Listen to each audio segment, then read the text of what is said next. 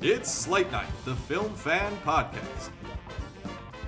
Now, here are your hosts, Corey and Mason. Hello and welcome to Slate Night, the Film Fan Podcast. I'm one of your hosts, Mason Schmidt, here with my best bud, Corey Knudsen. Ew. As we get ready to crack some cold ones and talk about movies, today we'll be discussing kind of a big movie week. We did have Superman release, so that will be the brunt, I feel like, of most of the conversation that we have today. But aside from Superman, we'll also provide some updates on some physical media releases, what new movies, new releases are on the horizon, as well as other notable developments within the world of movies. But first, Corey, how have you been?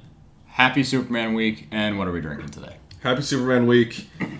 Busy watch through week. For you, yeah. For me, watched through 7 Superman movies this week, which was a lot of fun, but also just draining in a way. I'm like a little Supermaned out now, but I'm excited to talk about it today. Drinking a little Hamm's beer. It's a classic. My favorite lager, my favorite beer, my go-to, just like cheap, shitty, awesome beer. Yeah, it's incredible. Originally brewed in St. Paul, now it's in Milwaukee at the Molson Coors there, so this is great stuff. I love the old logo with the bear on there. Oh, yeah. It's classic, and they had like an old commercial like with the bear going through, just fucking shit up. It's The Hamm's incredible. beer is great. Yeah. So, great beer for a great episode today. We're just going to jump right into it. There's a lot of history of Superman. It's been a part of society for a long time, been a part of pop culture for a long time. And the first, well, I shouldn't say the first. There was a bunch of like serials and old TV shows, and George Reeves played the character. A lot of people did it before, but the main Superman movie theatrically released was in 1978 from Richard Donner. And this is, I know, one of your favorite movies of all time. It is, yes. And I have always really liked this movie. I think it's a classic. It's iconic. I really don't have any major problems with the movie. I think Christopher Reeve is just a perfect choice for Superman. He's still, to this day, my favorite Superman. And I think he, especially in this movie, is such a great Clark Kent and Superman, which there's been, like Henry Cavill I've loved as Superman. Clark Kent was kind of used just the same person. So I think Christopher Reeve really, it was incredible, and his chemistry with Margot Kidder is great in all of these movies as well. He nails the duality of it, and you get that in like a couple of really cool scenes between, like when he shows up as Clark and you see him morph into Superman. He takes his glasses off and his shoulders go back, and it's like, oh, you're a completely different guy right now, and he knows he's playing a role, but like it's cool seeing someone like really inhabit that, whereas I feel like Clark Kent is really just kind of like the smaller subsidiary character to Superman, or like Kal-El. So, like you get the duality with like Batman, Bruce Wayne. You kind of lose that, I feel like, in a lot of Superman renditions, where it's just like just Superman, and then when he wears glasses, and it's like no, like it's supposed to be a different character. As silly as like the whole glasses and different hairstyle is supposed to fool everyone. I think that Christopher Reeve, of all the Supermen that we will talk about today, does it the best. Mm-hmm. And kind of to the Batman comparison too, I think Superman, the character, it's actually great, like 3 characters within one, where you have Superman, you have the Clark Kent that's at the Daily Planet, kind of the bumbling idiot guy, and then you have the Clark Kent when he's in Smallville, like his actual Kansas self. With his family. It's kind of like Batman, where it's like the true Bruce Wayne, the Bruce Wayne to the public, and then Batman. So kind of 3 characters within one. And you have Gene Hackman in this movie and the second one as well, and the 4th movie. And he's so good as Lex Luthor. He's maybe not like the most comic accurate. He's wearing a lot of wigs. He's not doing like the bald all the time. But he's kind of flamboyant a little bit, too. He's kind of out there. He's got like an underground subway layer, which, sure, fun. And, the Mr. Smoker just screaming throughout the movie. He's really fun. Ned Beatty's a fun little kind of henchman as Otis. He's great, and really great supporting cast at the Daily Planet and everything. So I really enjoyed this movie. I watched the extended cut, which is a little over 3 hours long, and it's a good one-time watch. If you're a fan of like this original Superman movie, I think it's a good one-time watch, but the special edition, which is like 2 hours and 40 minutes, I think is the better, is the best cut that you could watch, that has the most kind of essential things you need. But yeah, I think this movie is really good. There is, some special effects that obviously at the time look great, and I think they still hold up for the most part, as their charm, the Star Wars kind of thing. So there, some of that, but it did win a Special Achievement Visual Effects Oscar in that year, and it also got nominated for sound, film editing, and score, which the score for this movie is incredible. John Williams, it's one of his best pieces of work, one of the best scores ever made for a movie. it is Superman. Yeah. It fits the character so well, and there's a reason that they keep bringing it back for later movies, which we have talked about. Yeah. But, in Superman 2, kind of an infamous 2 thing here with Superman 2, the Richard Donner cut as well, which came out many years later. But the original Superman 2, Richard Lester came in after Richard Donner got fired and took over, refilmed a bunch of stuff, and changed mainly the beginning and end of the movie. The middle portion is essentially the same in the Donner cut and the theatrical. I like parts of both of these movies. There's not a clear, definitive one.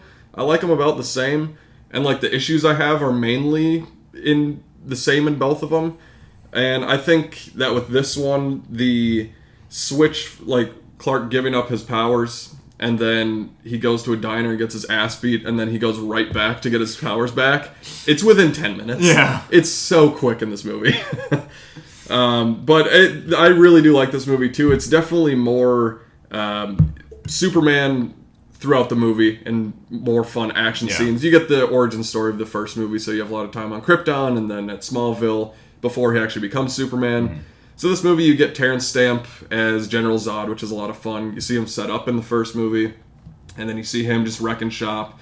And it's fun to see other Kryptonians against Superman. Yeah, because a more physical threat. Yeah, because Gene Hackman as Lex Luthor is like the mind and the evil genius, but he's not like the brawn. He's like, I got this green rock, fucking sit down. Yeah. Like, you gotta back up. Toss your ass in a pool.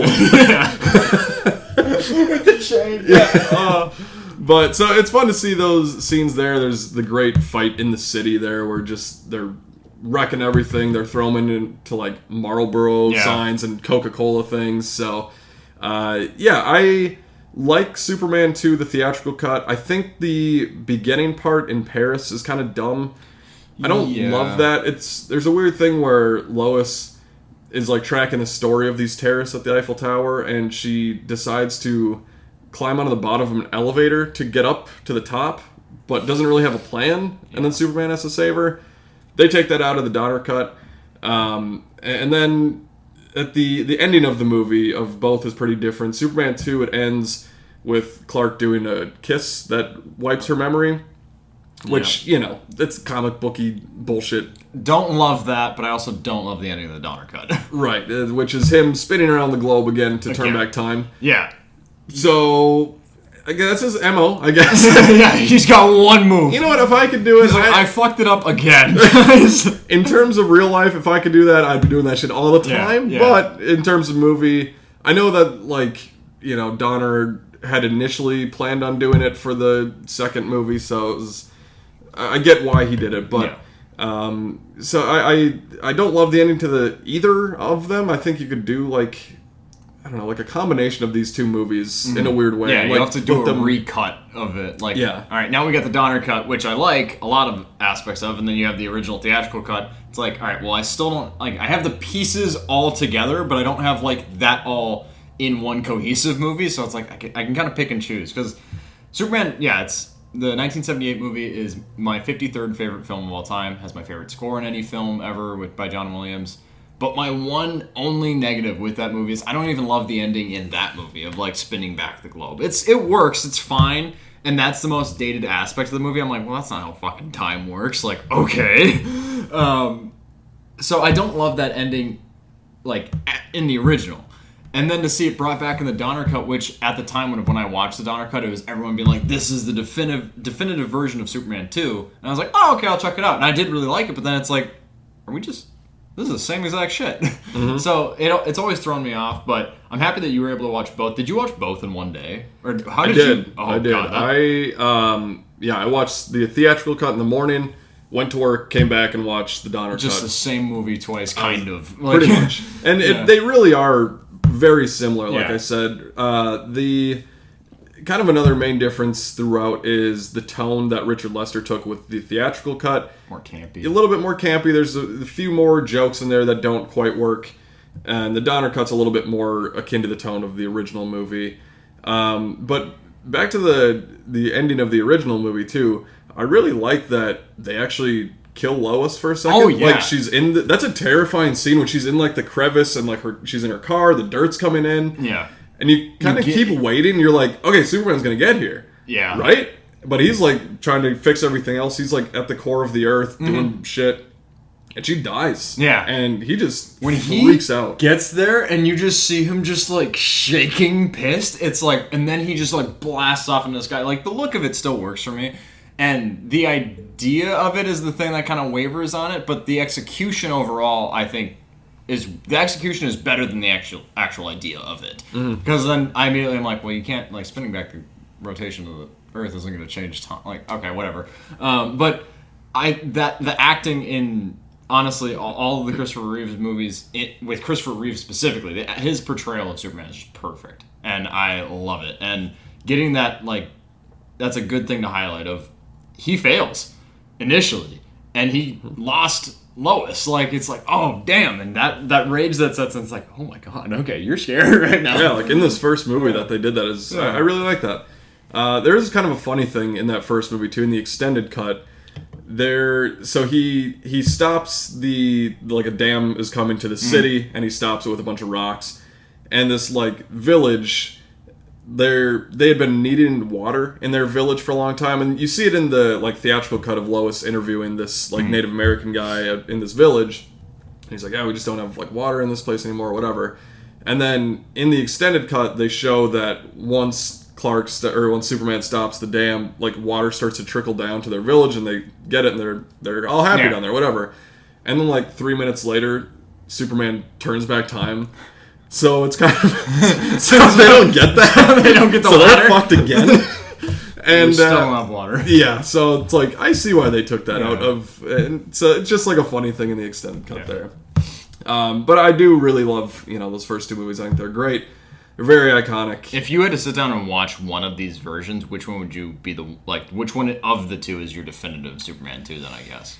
I would go with the Donner cut. I think I just like the tone overall. There is, like, again, like, in the theatrical cut, I actually like when Lois and Clark go to Niagara Falls, and that whole sequence is a lot more extended in the theatrical cut. And I like, because Lois is, like, thinking she knows that Clark is Superman, and she's trying to, like, get him to show it. And in the Donner cut, she jumps out of a window very early on in the movie. She's just like, yo, he's going to save me. If you're him, you're going to save me. And I'm like, holy fuck, okay. You are very, like, sure of this. Like, you're committed to it. And then she, like, fake shoots him with a gun. Yep. Like, it has a blank, but she still is just like, I'm going to find out if you're him. Like, whoa, okay. She's motivated. Yeah. But in the theatrical cut, she is at Niagara Falls and she jumps into, like, the water, which feels a bit more, like, believable, because you're not like, oh, I'm definitely going to die. You're like, no, I need to be saved from this like, is a running risky water. Thing, yeah. So I, like, again, that's kind of, I prefer certain things about each one. But yeah, I think that Donner cut is just a bit more tonally kind of fitting with that first movie. But a very cool thing, and one of the most famous, like, director's cuts of all time. I feel like it came out, I mean, in 2006, right after Superman Returns. So Superman fever was high that year. But Superman 3. Yeah, let's talk about the latter Superman half of the 3. These are fun. We'll go through these a little bit quicker because you guys probably want to hear about Superman that came out this year. But yeah, Superman 3 in 1983. Again, directed by Richard Lester. And this is my least favorite Superman movie. I hated this movie. I had not seen this or the fourth one before. And this is a Richard Pryor comedy that is like slapstick and dumb. And the villain is played by Robert Vaughn. He plays Ross Webster. He's this entrepreneur, and he's trying to do so many things. He wants to control coffee and then oil, and then he wants to also like control the supercomputer AI thing and make kryptonite. And then Richard Pryor's there, and he goes like Robert Vaughn hires Richard Pryor to be a part of his group because he's a computer programmer. And I guess there's a supercomputer in Smallville that Richard Pryor has to go back to and find. And then, Superman gets, like, exposed to kryptonite, but it's not exactly kryptonite because Richard Pryor didn't know what the last, like, 0.5% of it was. So he just filled it in with tar. And he said, fuck it. And it didn't quite work, but it split Superman so that he's kind of an evil version for a bit. This one has almost like a Bizarro Superman in it. A little bit. They fight in a junkyard. I've seen clips. This is the only Superman movie I haven't seen. But I've seen clips of that, and I knew roughly, like, the whole plot I knew was supercomputer and that this is a Richard Pryor movie. Yep. But that's all I've ever known of this. But it sounds very, like, written on a napkin in a bar late at night in terms of story. It was insane. And this one, I guess the reason that this is my least favorite is because Margot Kidder leaves in the beginning of the movie. She just goes on vacation.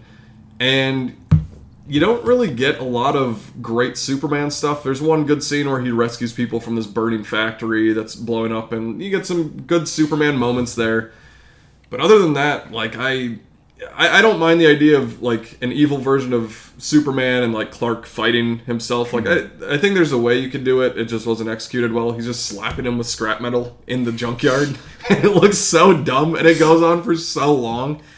And it's just a weird movie. It's kind of a slow-moving fight, too, from what I've seen, at least. It just looks kind of like, you guys aren't really, like, hurt right now. You guys are moving at, like, half speed. It's very trying to take each other down. Yeah, and even just, like, the end of the movie, they somehow make kryptonite even though they don't know it. Like, they actually do it at the end, but you never find out how they do it. And then Robert Vaughn's playing a video game, like, blowing up Superman. And it's a game that was actually made for the movie. Like, it's just a whole weird thing. I didn't like this movie at all. Okay. It's not fun. I don't blame you from the sound. Yeah. But Superman 4, The Quest for Peace, came out in 1987. And this was famously made by Cannon Group, who did a lot of very cheesy 80s movies, over the top with Sylvester Stallone. Yeah. So, some Chuck Norris movies. And this one, for me, is a very bad movie. Let's just be this clear is about the that. Batman and Robin of the Christopher Reeve Superman movies. And this one was a lot more fun and had more of, like, Superman moments than 3 did. Because you get Margot Kidder back, Gene Hackman's doing his thing, he's making Nuclear Man. Superman has a net full of nukes that he launches at the sun. Where do you get that net from? What the fuck is that? This movie's awesome. It's not good, but it's awesome. No, and there's just, like, so many funny, like, they reuse the same shot of Superman flying, and just little, like, edits. You can tell that they didn't have the money to finish stuff. He, like, rebuilds a wall, and it's, like, the same shot, but just reversed. Yeah. So it's very funny in a way, and like I said, I'd never seen it before, and just always heard that this is one of the worst superhero movies of all time. Like, yeah, it is, but it's also, like, not boring. It's campy, and you get, like, the fun in the stupidity of this movie, whereas, again, I haven't seen Superman 3, but this sounds like it's more entertaining to watch than the convoluted mess of that movie. And with that, Superman 3 coming after Superman 2, it's like, all right, well, you're kind of, like, really missing it if you're fucking up now. To get Quest for Peace after Superman 3, it's like, okay, well, maybe it'll be better, maybe it won't. Like, what is the trajectory of this franchise? And then you get Quest for Peace, where it's just he's fighting Nuclear Man, and Lex Luthor's got a nephew named Lenny, played by John Cryer, who I always mix up with Matthew Broderick for some reason. But it's just, like, such a bullshit, campy romp, and it's not good, but it's, like, at least, like you said, it's at least entertaining, so it's like, alright, I can watch this and have a decent time. Yeah, it's like an hour and a half, too, so the shortest... Pretty quick. Yeah, you get through it quick. It's a fun little romp if you like the character. But again, I mean, Christopher Reeve throughout all of these movies is the consistent thing. He's great as the character, like we mentioned before. But we didn't get another Superman movie for nearly 20 years. There was almost one that Tim Burton was going to direct, called Superman Lives. Kevin Smith was going to write it. Famously, Nicolas Cage, you see the pictures of him. Yeah. They bring him back in Flash. Not really him, but like a brief thing. It was weird. I don't like the Flash, and I don't like any of that shit at the end, so yeah. I like that doesn't even really, like, count in my mind, but yeah, they tried to make something happen there. Yeah, it's a very interesting story behind that movie, and I think Kevin Smith did that documentary, The Death of Superman Lives. So that was John Schnepp. John Schnepp did it, yeah. And he worked with Kevin Smith, and it's a documentary I've always really wanted to see. I really wanted to watch, just because I'm a big fan of John Schnepp. But yeah, it's a weird story, and just, like, massive spite, like, very Tim Burton approach to Superman, especially coming off of, like, his interpretation of Batman. So it's like, it looks like a wild production. I don't remember or 100% know the complete falling out as to why that film never got made, but it sounds fucking wild. I know Kevin Smith has talked about it a lot, so it's like, I need to watch that documentary, because I've heard it's really, like, good at representing what the fuck was going on here. Yeah. And it, like, the casting of Nicolas Cage as Superman is also just a wild, and the image of him with like the long dark hair, like grown out hair, and his suit had like a lower collar to it too. So you get a lot of like his top part of his chest. I'm like, this looks wild. Like, I don't know if it would have been good, but I'm interested in just based on like the whatever like production stills they had of him trying on the suit, or the kind of the storyboarding or like designs of what they had intended. I'm like, this was going to be something so wildly different in terms of Superman stuff that we'd seen before. So I'm like, I'm interested in what that could have been. And then we get The Flash, and we get a lot of CGI bullshit in the end of that movie. And I'm like, actually, I don't want it. I don't want it. I'm good. I'm fine. Leave it. Fuck this movie. The Flash specifically. But yeah, what could have been? What a weird movie that would have been. Yeah, very interesting chapter in the history of Superman. So I wanted to bring it up. But like I said, it was about 20 years. We got Superman Returns in 2006, which is sort of a sequel to the first two Superman movies. It kind of plays off of that and discards Superman 3 and 4. Kind of ahead of its time in terms of like, we're just going to write those ones off. Yeah, we're just going to come back into where it was still doing good. The Halloween thing of like, these ones count, those ones don't. We're just going to come in and really just in the middle. That. Yeah. Before it got shitty. Yeah. Which I think parts of it I think are kind of interesting to have this like new cast come in, but also a continuation of the previous movies. You still have Marlon Brando being Jor-El, which we never talked about. Marlon Brando is my favorite Jor-El. He is perfect casting, but you get a lot of the tie-ins, and they're kind of handcuffed to that. Seemingly throughout the movie, yeah, too. So parts of it are interesting, parts of it, like you said, are handcuffed, and it feels like they're restricted a bit because they have to kind of follow that formula for a bit.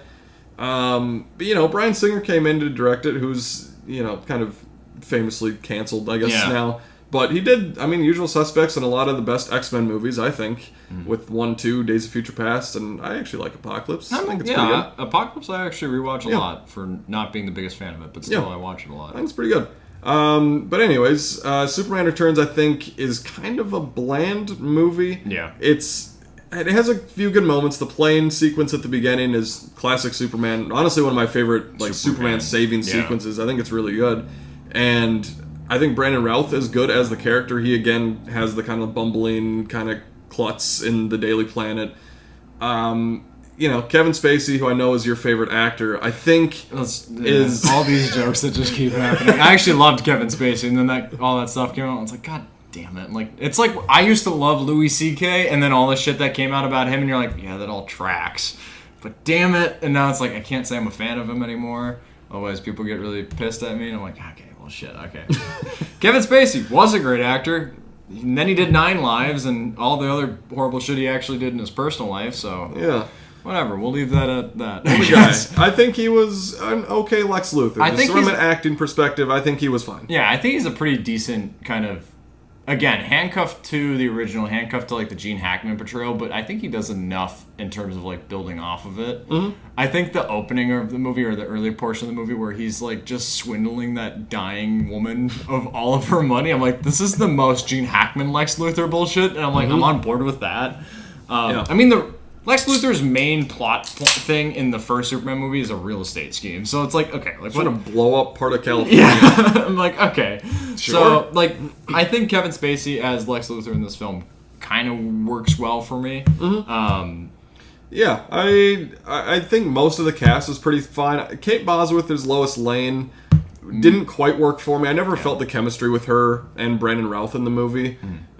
She's kind of married to James Marsden, I guess. They have a kid. And their kid is actually Superman, or the kid of Superman. Yeah. After he shoves a piano at a henchman, and they're like, oh, fuck. Okay, you're not James Marsden's kid, so who else could that be? But, I think this movie's fine. I actually tried to watch this DVD right here that I've had since probably like 2006 or 7. Didn't work. Started skipping or what? Didn't even play. So it didn't register on my PS3. Which, yes, I have a PS3. That's my most updated gaming system. I don't know I know there was the thing a while back of like some DVDs not working anymore. Mm-hmm. I don't know if it was the case with that or an issue with my PS3 or both. Could be a lot of I don't know. Here. So this is also the full screen edition, which as a kid I thought was the better thing because I'm like, oh, you're getting the full thing. Yeah. Until I didn't realize what that actually meant. Anyways, that's a ramble about Superman Returns. I like that you still have the DVD though. Like you don't get rid of that. You keep that. No, even if it doesn't work, you keep that. I still have a lot of DVDs from when I was a kid because, I remember watching this as a kid, and it's kind of nostalgic in a way. Yeah. And I think it's a fine movie. I think it's an okay edition that has some okay stuff, but the end is just kind of like Lex Luthor building rocks in the ocean, and then Superman just brings the rocks up in his face. I'm like, oh, this is the finale? Yeah. But there's also kryptonite on every rock that he's bringing up, and he got stabbed with a little piece of one, and he was just done. And he had to have, like, Kate Bosworth help him out. But then when he's pushing it up, there's kryptonite everywhere, and he's like, I can do this now. No, I'm fine. He's like, how? I shook that off. Yeah, but how, though? I'm okay. Yeah. But yeah, it's okay. So it's a very interesting journey for Superman. We obviously had Man of Steel. I didn't watch that this week. I was just kind of like, all right, I need to pick what I'm watching here. Seen Man of Steel a lot. We both like that movie a lot. I love good. Man of Steel. Yeah, I think it's great. Man of Steel was the first Superman movie I got to see in theaters, and I remember leaving the theater. I coerced my mom into seeing that on her fucking birthday. Hey mom, for your birthday, let's go see Man of Steel. Let's go see this movie I'm really excited about. And I kept, like, anytime like a trailer would come out or a poster, I'd show it to her to make it seem like she was really excited for it. But it was just me being like, I was watching the trailer on like my Kindle as a kid, like, fuck, oh, this is gonna be so sick. Oh yeah, Kindle Fire. I love Man of Steel. I remember leaving that theater and just loving every second of it. And granted, I was, 13 or 14 when that movie came. I was 13, I think, when that movie came out. Still, like, to this day, it is up there with... It's not necessarily as high as the original Superman. I love that movie. It's in my top 100. But I love Man of Steel. And I will happily defend a lot of the gripes that people have with that movie. I understand if it's not for you, but I think that there's a lot of narrative stuff that people kind of throw stones at that doesn't make sense to me. Like, I'm like, this works, and I don't, like, you wanted something different and you didn't get that, and I get that, but what's within this movie works. I also don't think it's as dark as everybody says it is. It's not. It's just kind of, it's visually, yes. Visually very kind of muted. But it's just a serious-ish drama with Superman. But there's still, like, hope in that movie. Yeah. And there's still, like, a lot of good stuff with Kevin Costner and Russell Crowe. I think that's my favorite pairing of dads in a Superman movie. Oh, yeah. Where, like, you get their ideologies of, like, what they want for their son and what they're hoping for. I think that, like, there's good, hopeful stuff within that. So it's, like, it's not this downer of a movie like everybody has kind of said over the past decade, really. Yeah. And it has an amazing score. Hans Zimmer killed it. I think, honestly, if you change the color palette or if you let the saturation kind of seep back into it, I feel like the whole darkness of the movie would kind of wear away. I love Zod in this movie. Mm-hmm. Like, Superman is a great physical threat. We didn't even watch it this week, but Man of Steel is awesome. Yeah.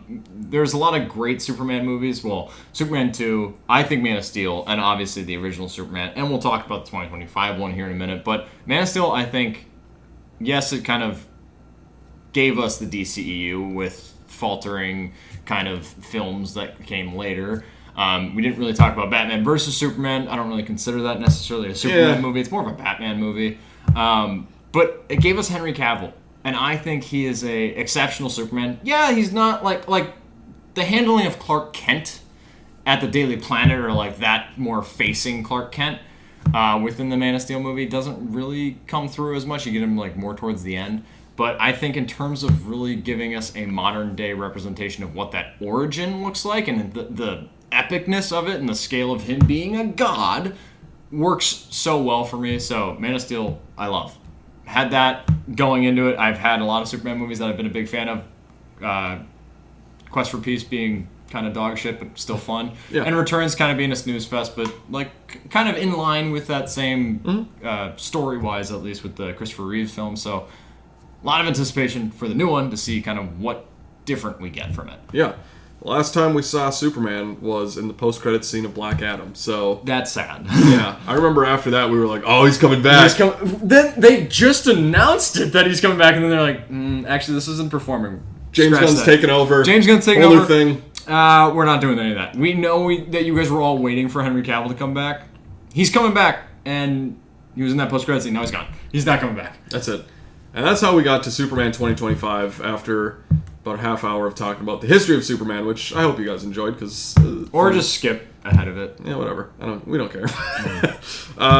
Mason, I want you to start out with Superman. 2025. What do you think about James Gunn's direction? The first movie in the DCU. Yeah, I had a lot of high expectations. They had like the first reactions, which I feel like every movie this summer has had like huge first reactions or first screenings, and everyone's come out and said it's epic, it's the best movie ever. Like with not only just this, like fucking Jurassic World got that, and then I hated that movie. And there's kind of a lot riding on this. Like it is kind of the big kickoff of the new DCU in terms of like film wise. We had Creature Commandos and maybe Suicide Squad as a part of this, and there's some carryover between Peacemaker, and it's not the most well defined to me, but Superman is going to be the first feature-length kind of new addition getting us into this new universe. Coming from director James Gunn. Had pretty good hopes with it being him, and I'm gonna stop trying to bury the lead as much as possible. I actually really dug this movie. I posted a review on our Instagram, but this felt the most like a Saturday morning Superman cartoon. Like this was the most comic book movie you could get, aside from maybe like an Endgame or something like that. This was so optimistic, hopeful. It's kind of more in line with the Christopher Reeve Superman movies, so a lot of the people that were like, Man of Steel is too dour. Alright, well, here you go. This is kind of a course correction for you. But this movie overall worked for me. I kind of, in my review, I teetered between like a B+ and an A-. I initially, when I left the theater, I was really satisfied. I had a good time. There are some really key scenes that I really liked. I have some negatives. Some of them are nitpicky, but still I have like a couple of things I'm like, this could have been better. But I left the theater satisfied. I had a good time. I was entertained. And I went to bed thinking like, yeah, it's like a B+. Slept on it, woke up. I'm like, it's kind of like an A-. Like I do really like it, and I'm excited for where they go with it. Eventually, once we kind of share our thoughts, we will go more into spoilers about the story, and we'll try and be forthcoming about that, just so we don't spoil anything if you haven't seen the movie yet, obviously. But yeah, I dug the story. It was kind of a refreshing way to get introduced to a Superman character without it being a origin story of the character again. But we do get a lot of he's a new hero within this world. So I really dug it. Overall, it's really worked for me. And I love David Corenswet as Superman. Yeah, I also like this movie. I think I'm a little bit lower on it than you are, but still I'm in like kind of the B, like maybe B- range. I think this is a very good superhero movie and a good comic book movie. I don't know if it's a great Superman movie. Okay. Which I'm excited to rewatch it, much like you said. It's with a lot of these big movies, especially big comic book movies, there's so much like anticipation and build up for it, and you're like, oh, what are they going to show? Like, what are the what are the post-credit scenes going to be? All that stuff is in your head. It's hard to catch it all in the first go-around. Yeah, and so sometimes you miss out on little things. So I'm excited to go in knowing what to expect and just see, okay, does that work for me on a rewatch? So I think this is a solid movie, and I kind of want to get into spoilers now just to get into all the stuff. We're going to talk about specific plot points and all that. And so we'll probably go through a decent amount of like what happens in the movie. Like we'll probably unpack just about everything. At least in terms of like big reveals, which there's not a lot of big reveals in this movie, but there are some. Yeah. So overall, solid movie. We liked it, but now we're getting into spoilers. And movie starts out with some text of kind of explaining this DC universe, where we're at. Metahumans, superheroes have been a part of this world for a while. Superman's been on the Earth for, I think, like 3 years it was. And we jump right into this battle, the first battle that Superman's lost in this world. Yep. And it's the scene you see in the trailer. He crashes in the snow. Crypto brings him to the Fortress of Solitude. And that's how the movie starts out. And I kind of want to start out with that, just of our thoughts there, because I like the idea of jumping into a world where, you know, the superheroes are existing. We're kind of getting thrown in right away of like not having all of the origin. We're not getting the Krypton, the Smallville stuff. Yeah. And I like that for the most part. I think where it was an issue in this movie for me is that I didn't need an origin for the characters, but I needed like an introduction to these characters, if that makes sense. Where like we also jump into Lois Lane and Clark are in a relationship. She knows that he's Superman. Yeah. Lex Luthor already hates Superman. We're already there, and I think that's where I struggled to catch up a little bit. Where I wanted more of why these characters were at this point. I didn't need to see it necessarily, but I wanted more conversations between them. Yeah. Because I felt like it was just like, all right, we're here, catch up. And it's like, that's a lot to take in just right away in the first, like, kind of 30 minutes of the movie. That, and the movie doesn't really slow down a whole lot, which, like, it worked for me. The problem that you have with the movie, at least in this first chunk of that rushed kind of introduction, it works for me, but I completely get with what you're saying. Like, I didn't need a whole origin on Krypton again. I actually didn't want to really see Krypton, so I was really happy that they kind of did away with that. But they do have, like, obviously the repercussions of Krypton and his family, his parents talking to him throughout this movie. But I get needing more of an introduction to what this new Superman is, as opposed to him, boom, he's here. And he's beaten to shit, and you get him whistling to Krypto, and Krypto saving him. And you kind of, at least in the movie, you don't get that initially. I feel like you do, over time, you get more of that introduction, but it's a lot of, like, the movie starts, and the story's already halfway ahead of you. Like, it's a half step ahead of you. And it's like, all right, well, get on board, because we're going. And it's like, okay, well, better buck up or shut up, because I'm going to miss it if I don't, like, get on board with it right now. Because the movie, like, kind of moves. Not that it's the most, like, action-packed nonstop. It's just there's so much stuff being thrown at you so quickly that you kind of just have to get on and go with the ride. Because otherwise you're just going to kind of, if you start nitpicking it right away, it's just like, I think, I could see why people didn't like this movie, honestly. As someone that really likes this movie. But yeah, I see what you're saying in terms of, like, needing a better introduction to the character that wasn't, he's beating the shit right now, and we gotta get going. Like, yeah, this feels like the second Superman movie in the DCU, where, and like we talked about it a lot in the weeks leading up, where I was kind of worried about the amount of characters and how much they're shoving into this movie, and it didn't bother me a ton, but I do wish that we just had a pure Superman movie to start out this universe, kind of like Man of Steel did, where it was just a Superman story, Superman villains, the Daily Planet, all that. Yeah. I would have loved if this was just like about the trio of Clark Kent, Superman, and then Lois and Lex Luthor. Yeah. Just have those three be the core of this movie, because this movie is a lot of different things. You get the Justice Gang with Green Lantern, Hot Girl, Mr. Terrific, which I like a lot of them in the movie. And Metamorpho. At a point. Yeah, he's in the movie. You have Rick Flag in the movie as well. You get Peacemaker. You get some Supergirl in the movie. So there's a lot of different pieces that they're doing that feels like the DC Universe setup. Where they're teasing little things here and there, which I would have loved to have in a second Superman movie or a different DCU movie in here, and just kind of do a Superman-focused story for this one. Because I think the strongest scenes in the movie for me are the interview with Lois and Clark at the beginning of the movie. One of the first, like, within the first 20 minutes you get that scene, which was also in an extended footage release or trailer or something, I forget. Yeah, it's such a great conversation between them about the ethics of Superman. Yeah. And whether he should go off to save this country and this conflict, Baravia and Jarampur in the movie. And he's like, I just wanted to go save people. Like, people are going to die. Yeah. I wanted to be a good person and save them. Lois is like, well, what's your jurisdiction? Like, did you check with any U.S. officials? Did you check with the president? Can you go do whatever you want? People are going to die. Like, I acted. Yeah. Like, I stopped them. So that's a great back and forth between them, and also is great of Lois and Clark, and then Lois and Superman in the same scene, where we kind of talked before of Christopher Reeve changing his demeanor. You also see that here when he's like, all right, yeah, we can do an interview, and he's like, Miss Lane. Miss Lane. He kind of like checks into Superman, which I loved. And I wish we had more of those moments in the movie. My other favorite scene is back at the Kent farm with him and his dad sitting on the porch, and his dad his Pa Kent essentially just saying, like, I am so proud of you. Parents are here to give you the tools to make a fool of yourself. Yeah. And just to be there and support you. He's like, I'm proud of whatever you do. Like, whatever you thought your destiny was from this alien world that you came from, I love you regardless of that.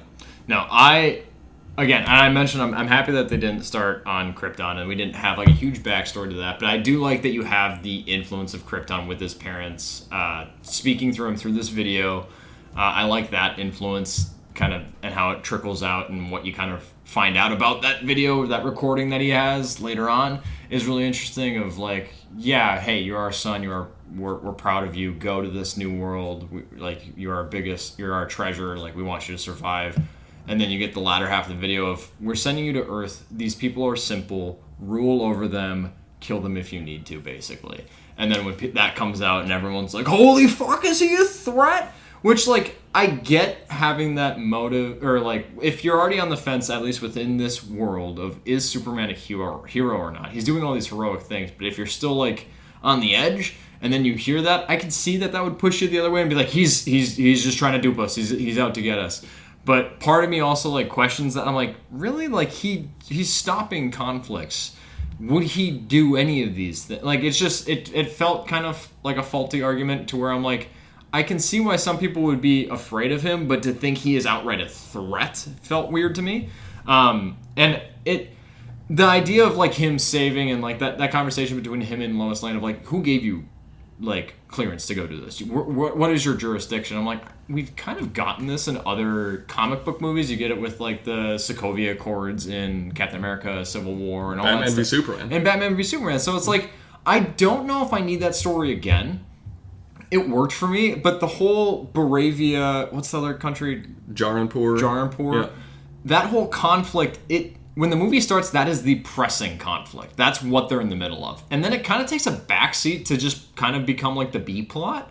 And then it circles back into, like, being main plot. And I'm like, I don't know. That felt kind of sloppy to me, the handling of that. I do think that in terms of threats in this movie, I really, really dug the physical threat that even Lex Luthor had. Like, Lex Luthor is a mental threat through and through. He's not going to go toe-to-toe physically with Superman. But they do a good job. Yes, it's very comic booky, but they do a good job of establishing that he has ulterior motives and ulterior routes to do these things. He's very smart, and because of his intelligence, he's able to create things. Not only that, you have the engineer character, you have Ultraman, and we find out that Ultraman is basically just a clone of Superman. Again, we're talking about spoilers, so if you didn't fucking zip forward into the video, sorry. But you kind of get like a semi-bizarro Superman. But all that to say, I think that this film, monsters, kaiju and all, is one of the best physical threats for Superman. And you see Superman get his licks in. Like, he is taking it. Like, he's going through it. He's fighting everyone.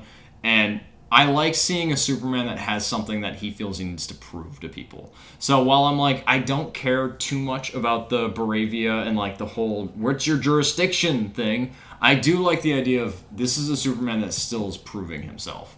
And it's kind of, it's interesting that we get this Superman movie where it's like, yeah, he's been here for 3 years. And we get, like, the Batman. We get Matt Reeves' The Batman, where it's like a year 2 Batman movie. And it's like these iconic characters still within their infancy of being these heroes, so they're still, like, figuring shit out. And I think that also influences kind of his portrayal of Superman. You get, like, some of the stoicism, but you also get some quips and some jokes of, like, I'm doing important stuff. Like, I'm trying my best, dude. Like, so there are a lot of aspects I like about this. With not having the Krypton kind of backstory or lead up, which I'm thrilled about, I did want more of his roots in Kansas and his roots on the Kent farm and with his family and his earthbound family, because with the whole, hey, are you a threat? Are you human? Are you an alien? Are you an immigrant? Like, all that stuff. We get the movie telling us he's human. And Superman, as the character, Clark Kent, says he's human. But we don't get the most amount of his human side, which is taking place at Kent Farm and his upbringing. And that felt like a misstep. Like, I wanted more time with that. And those were actually, the scenes that we do get at Kent Farm are my favorite scenes in the movie. And you have, like, that great scene between him and his dad. And also when Lois Lane brings Clark, I think it might have been after the fight with the kaiju. I forget what beat him up so bad, but Lois Lane has to flee, brings Clark to his hometown, the farm that his parents are still at. And there's a scene where Lois puts Superman down in bed, and his parents are just, like, over him, like, is he gonna be okay? And, like, you just get so much worry and sadness and, like, oh, like, our boy, like, are you okay? It's devastating. And I'm like, that's awesome. I want more of this. But we get, I think, in this movie felt too short for how much story it's packing in and for how much it's kind of trying to catch us up to speed. So I'm like, it's 2 hours. It could have been like 2:20, 2:30, and I would have been fine with it if it gave us more time of establishing the world and also establishing his human connection to this world.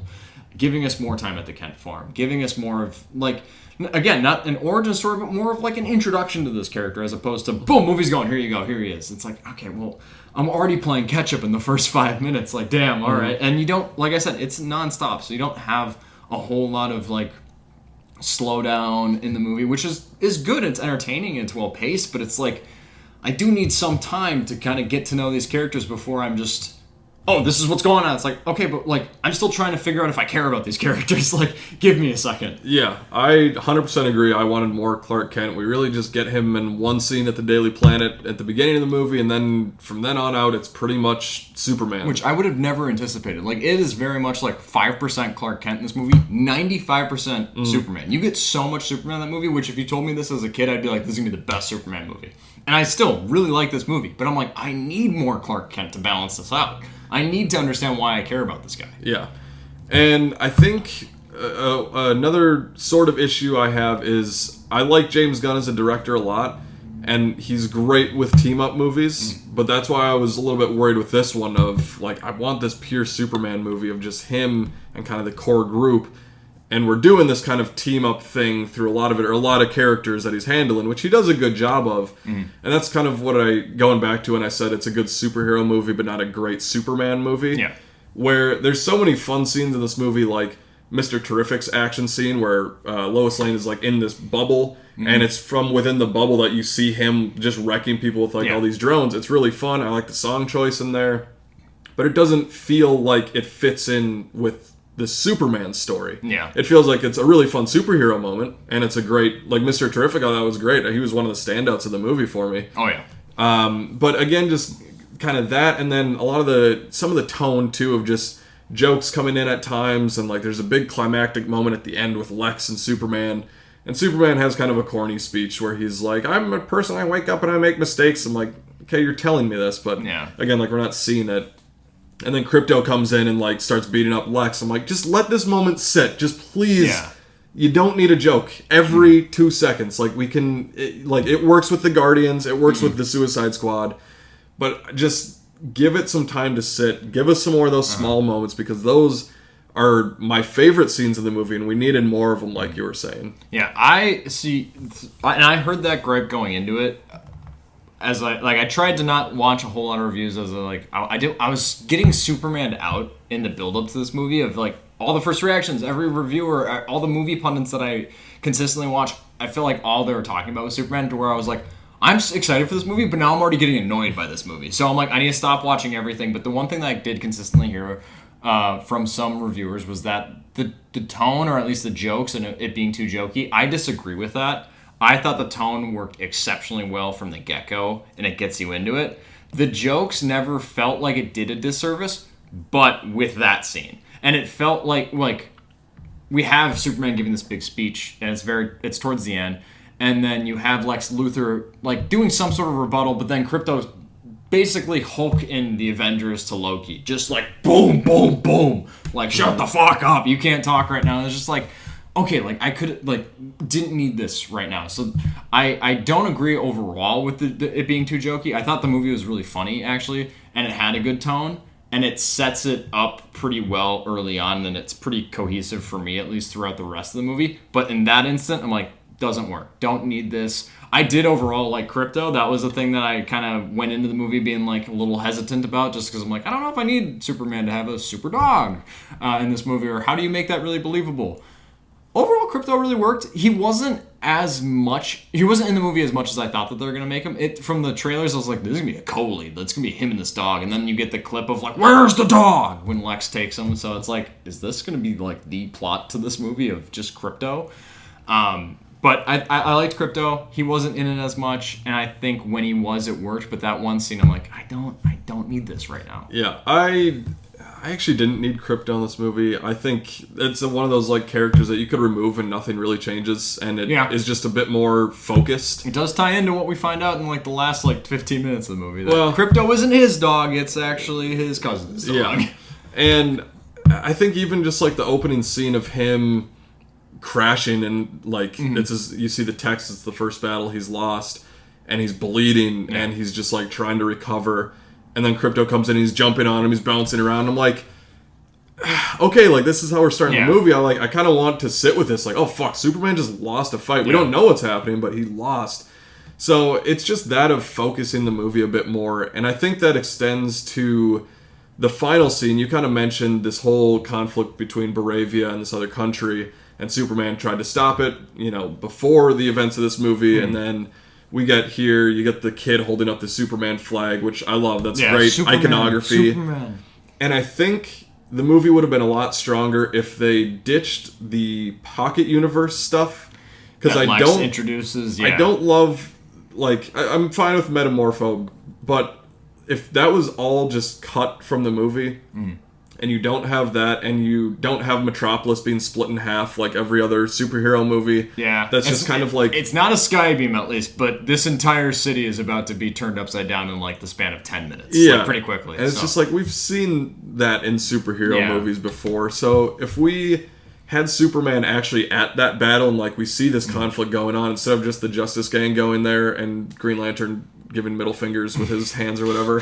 I did, that fucking, the Green Lantern power, but it's just middle fingers that are flipping tanks. I'm like, that's perfect. Again, I think great superhero movie stuff. For a Superman movie, I'm like, I don't know if it fits perfectly.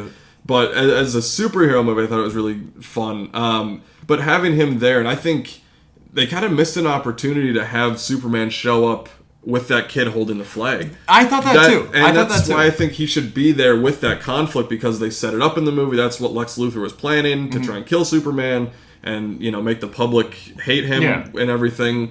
It felt like that's where we're going to, but then it's just him and Ultraman fighting as it's splitting because of this pocket universe. Just focus it a bit. Just you don't need both things going on at the same time. Yeah. And then you have the Daily Planet people in a ship hovering for a bit, doing their thing, getting the story out. So it's just 3 different plot lines happening. Just rein in the movie a little bit, focus in the tone a bit, and cut some of the characters. Combine some, Engineer and Ultraman, I think could have been combined to be the main henchmen of... one main. There are some characters you can probably cut back on, and this is coming from someone that liked all... I liked all the characters. There's no character in this movie that I was like, I don't care for you. I liked everyone in this movie. I really loved Metamorpho, but I don't think Metamorpho needs to be in this movie. No. I don't think that, we didn't get the most amount of time with the Justice Gang, and I actually kind of appreciated that. I think we got enough. It didn't overshadow anything for me, so I was fine with that. I think you could cut Crypto. Granted, I liked Crypto and I thought he was good, but you could cut that down. There's a number of, and the Engineer, Ultraman, pick one. Just figure it out. And I don't love that whole realm that you introduced, or you talked about, that Lex Luthor brings in as a way of this is where I store all the people that have fucked with me that I can't kill. My ex-girlfriends. Yeah, I can't kill these people because I'm still trying to be affluent and have big influence and be a business mogul. So I can't kill him, so I'm just gonna trap him in this shadow realm, little pocket universe thing. And I didn't love everything that happens within that pocket universe. That was honestly the slowest point of the movie for me. I was like, I'm not the most interested here. Get me back to Metropolis. Get me back to the main conflict. Using that negative to kind of steer me into a positive, I did love Nicholas Hoult as Lex Luthor. I think far and away this is my favorite big screen adaptation on representation of Lex Luthor. I think that this is the most threatening Lex Luthor. Yeah, at times he's a bit whiny, but also he's a bit whiny. That's kind of the nature of him.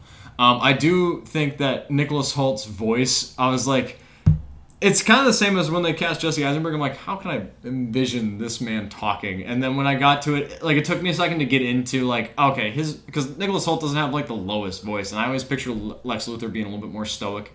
But overall, this really worked for me.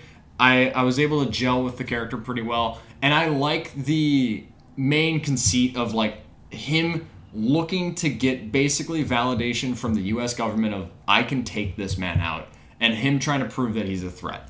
And I really dug it. I think he was the most threatening he's ever been in a film before, both with his brains and what he's able to put together. I do think the Ultraman being a bizarro Superman that Lex Luthor was able to create off of a strand of hair or whatever he said it was, I was like, that's a bit easy. Don't know if I need that. It works within the movie, and again, giving us a good physical threat to Superman, but I'm like, okay, fine. It could have been just this is Ultraman. this is his outfit. There's nothing new underneath the mask. I kind of went into the movie with that expectation of like, I don't need it to be a reveal. I don't think it's going to be a reveal. It's just going to be Ultraman. Like, it's just this character. And then it's like, no, it's actually David Corenswet and he's evil. But he is controlled basically by Lex Luthor's core staff, and it operates like a video game character. Like, A5, right swing. Yeah, I like, don't care for that, really. Which, it doesn't bother me in the movie, but also when you watch the movie, they'll like hit a command, and then there's a massive delay before Ultraman swings. So I'm like, Superman just could like zap him in between when they send that command, and then their entire plan, like, it just felt clunky to me. It didn't feel like a fully fleshed out idea. I feel like that they could have probably streamlined or just did something more. I think it would be more interesting if it's just Ultraman. Like, you don't need to be a Bizarro Superman in this first Superman movie in the DCU. Yeah. I liked Nicholas Hoult a lot. I think he was good. We talked a little bit before of like some beats of the performance didn't quite work for me. Like, I liked when he was menacing and threatening, but in moments where he was just like knocking a thing of pencils over to keep having people, I was like, okay, this is like a joke I don't need right now. Like, I want this to be a menacing Lex Luthor. I liked that joke. But I like his performance. I think it was just some of the writing that let him down, especially just like diving into why he didn't like Superman. Yeah. He tells us that he doesn't like him, but why don't you like him? Yeah. I want to know that. A few other little things that I just wanted to point out that I kind of remembered.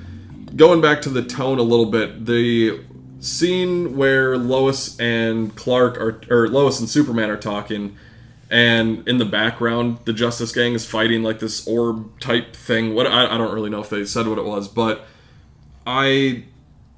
that's another part where I'm like, it's this big conversation between the two of them after they had a big fight, and I was really interested in just like, okay, how are they going to reconcile now, kind of getting into the third act.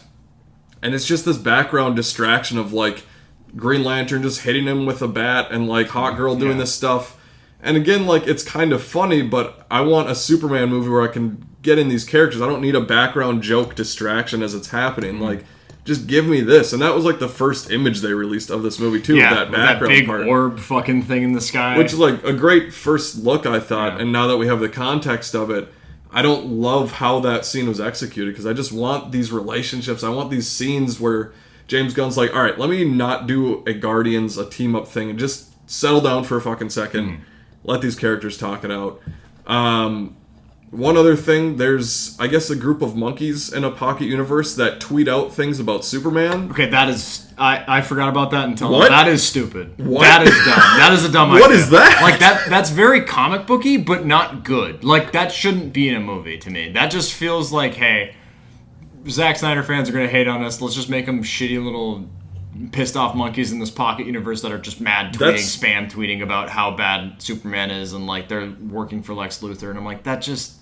Like, what is this idea? Like, where's this come from? That's like, too meta for this movie where they're like, oh, this is how the fans are probably going to react in the real world to this movie. I'm like, what the fuck is monkeys are here doing what? Again, I'm going to disagree with you on that scene with that conversation between Lois and Superman, and you have that conflict going on in the sky between the Justice Gang, Justice Society, whatever the fuck you want to call them. I never thought that the jokes overwhelmed or overshadowed anything within that scene between him and Lois. I think that that balanced it really well. Of like, it was never both happening at the same time. At least from the way I remembered watching it, I never felt like I was being pulled to laugh when they were having really serious moments talking. So I was like, it's hard because it's concentrated within a scene, and it's even within shots. But I think within that, I'm like, I get what they're talking about, and then you see Guy Gardner hitting this big fucking space thing with a bat, which we never get any. No one talks about the fuck that thing is ever at any point in the movie, too. But just like, I think that worked, and I think that was like, it's good at highlighting like, I'm trying, like him and his struggles of like, I'm trying to be a good person, and I'm trying to like develop these things and work through our relationship with you, but also like being Superman, I have to go help them with this, and I think that scene is a good display of like how hard it is to be Superman. Kind of like the Peter Parkerisms of like, Peter Parker's just a poor little kid trying to be Spider-Man while also going to high school. It's like Superman's trying to work on his relationship, but he's also like, there's a big fucking monster right there. Like, I need to go help him out. So for me, that scene worked.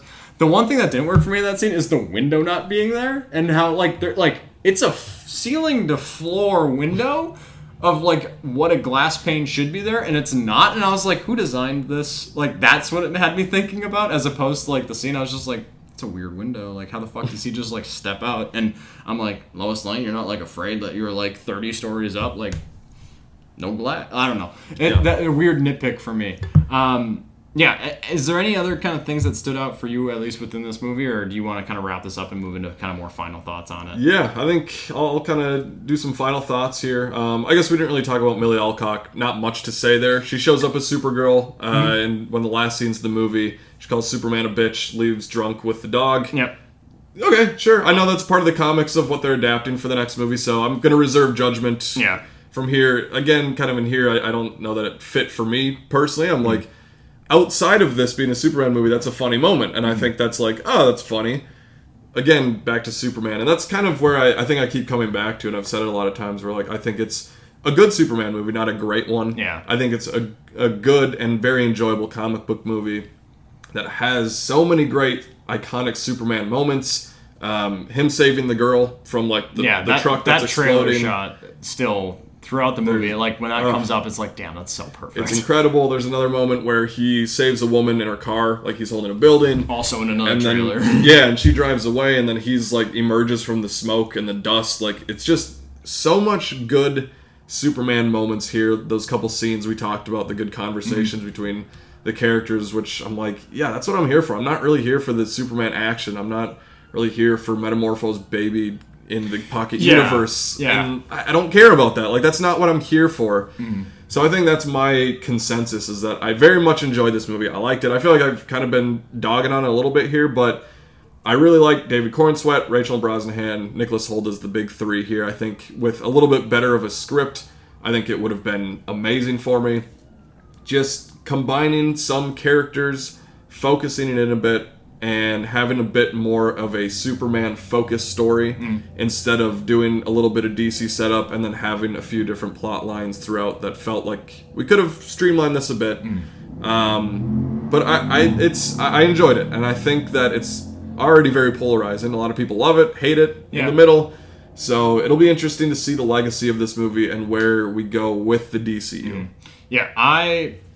To boil it down, I really enjoyed this movie. I was thoroughly entertained. Yeah, I do have, I feel like you and I both have focused mostly on negatives just because that's the thing that it's easier to focus on. But there are so many positives in this movie. And this is, again, an optimistic Superman. It also gives us a Superman that's not, super well established. So it's more of, I'm still figuring these things out. And I like kind of that, conflict that he has to deal with by himself of, I'm just trying to, save people, and they get mad at me when I save people. What do I do here?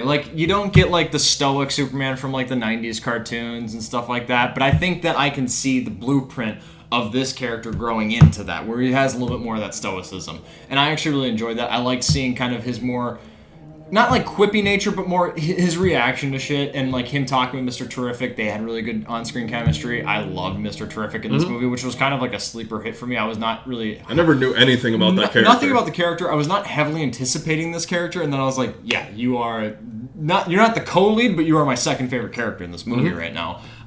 Nicholas Hoult, again, I think is my favorite Lex Luthor I've seen on screen. David Cornsweet, I don't know if I could say he's not my favorite Superman. Christopher Reeve still, I think it's going to be really hard to usurp Christopher Reeve being my favorite Superman. There's so much nostalgia there. He just perfectly embodies that character to me. But this is in line with it. And it's wholly different from Man of Steel, which I also love. And wholly different from Henry Cavill's portrayal, which I also love. So leaving this movie, I was really happy because I'm I have the original Superman, which is one of my favorite movies of all time.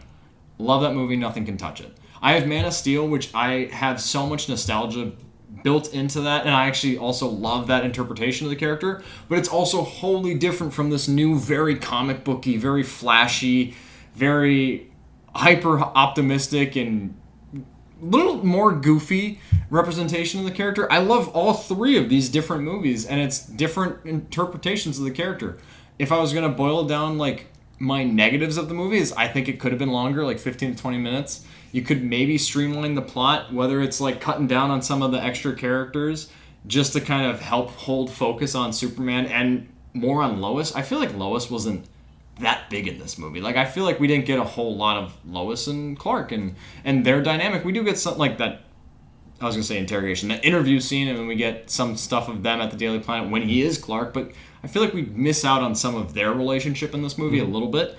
Again, and that could be maybe make this movie 30 minutes. I was never bored in this movie. I would happily take another half an hour of it. I would have enjoyed it. I'm sure I would have.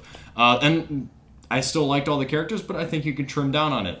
I wanted something, and I said this day one from the trailer. I loved the music in the trailer. The music needed to be something new to me. It couldn't just be almost like a nostalgic reinterpretation or rehash of the John Williams theme, which is my favorite movie theme. But it felt like in the movie, the best bits of the score is the John Williams parts, where it's like just playing into that. And I'm like, I wanted something new. Hans Zimmer created something wholly different, but also super iconic in terms of his Man of Steel score. I was listening to that on the treadmill the other day, running. What are you going to do when you're not saving the world? Fucking moving, like 6-minute mile pace. Like, I am pissed and running fast listening to Hans Zimmer's score, and I love it, and it's so different. Mm-hmm. So I think make this movie longer.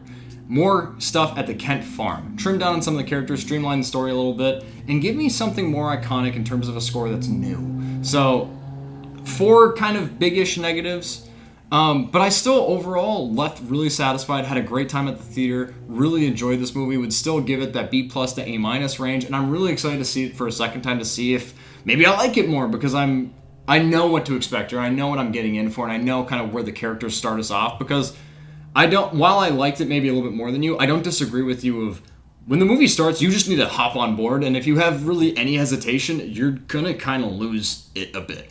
So I think now, knowing even more so, having seen the movie now, I think I'm setting myself up for a better rewatch even. So I'm excited to see how this movie kind of grows on me over time, even as someone that is a fan of it. If you had to rank the James Gunn, all of his feature directorial films, Slither, Super, his 3 Guardians of the Galaxy films, and Suicide Squad, and now incorporating Superman into that, do you have a definitive ranking of how you would put those films in order? Right now, I would go from best to worst. I would go Guardians of the Galaxy 1, The Suicide Squad, Guardians 3, Superman, Guardians 2, Slither, and Super. I don't know if this is like a hot take or not. It's not really like I don't know, but I like James Gunn as a director. Mm-hmm. I don't think he is like this god, this untouchable thing. Like, I think he's made some really good movies. I think the first Guardians is the only movie of his that I'd say I love. I really like the Suicide Squad. I think it's super enjoyable and fun. I like Guardians 3 a lot. But I'm not, like, he can do no wrong. Like, he's the absolute perfect person to lead the DCU. Mm-hmm. Like, he can't, like, he's untouchable. I think he's a good director. Mm-hmm. I don't think he's a great director. Yeah. No, I'd agree with that. I think he's more so a great creative. Mm-hmm. Not necessarily a director. Because, like, honestly, my favorite, or one of my favorite things from him is Creature Commandos.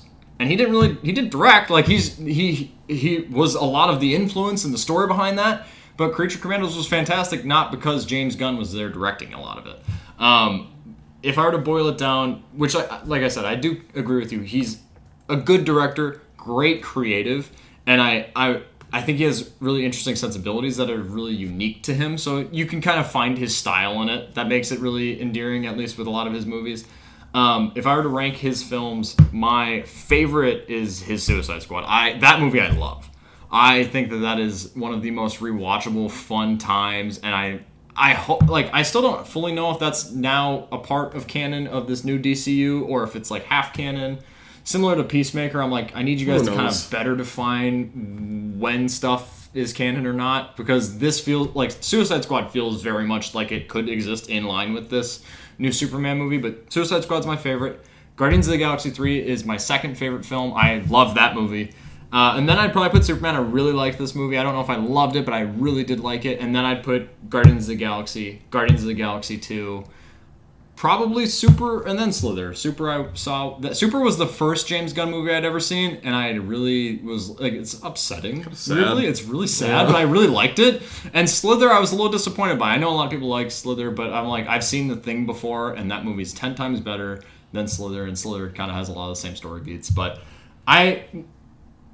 would recommend seeing Superman. It's a great time in theaters. It's a perfect summer movie, which I couldn't say the same about Jurassic World Rebirth. We have, it's been a really kind of hit or miss summer, but F1's been great. Superman's been great. Hopeful that Fantastic Four is going to kind of give us another good big blockbuster in theaters, so I'm really hopeful for that. James Gunn, I trust you enough with the DCU. I do think that there is some reining in that he could kind of take heed of and move forward with. But I do think that Superman being the first, feature fully made within this new canonical DCU, I think it's a great first step. I'm really excited to see what comes next, and I would definitely recommend seeing Superman because I think it's a great time at the theater. Very solid start. Yeah. And you don't need to watch anything before this movie, which that's also nice. That's if you're kind of wondering if you need to watch the other Superman movies or any, No. You don't need to. This is something you can go into. This is the beginning of the new DC universe, so you can jump right in and get started on this one. I'm eager to hear about people that, when I saw Man of Steel, I was 13, and Man of Steel was, my Superman movie. Even though I loved the original one more,